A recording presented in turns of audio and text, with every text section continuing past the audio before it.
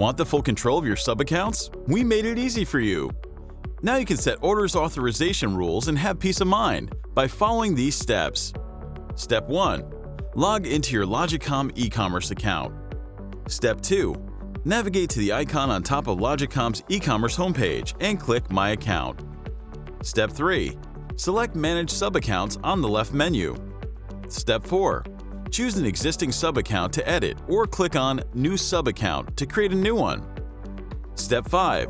On the available user's permissions, choose the option Has Limited Budget. Fill in the minimum spending limit. Anything equal or higher than that will need to be authorized. Assign an authorizer from the drop-down list and then click Save. Now the sub-account will require authorization for an order to be processed after checkout. Sub-account will be informed who's the authorizer through the order overview during the checkout process.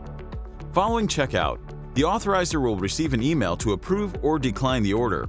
After order approval, the sub-account will receive a confirmation email. Want to check the authorizations history in the meantime? You can do that through My Account by clicking on Authorizations. You can search using order number, authorization status, or specific period. Here you can see orders pending authorization, approved or declined, and review the details via View Details function.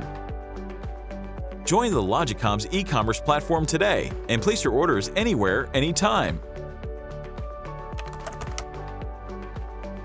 Logicom Distribution, partners in your success.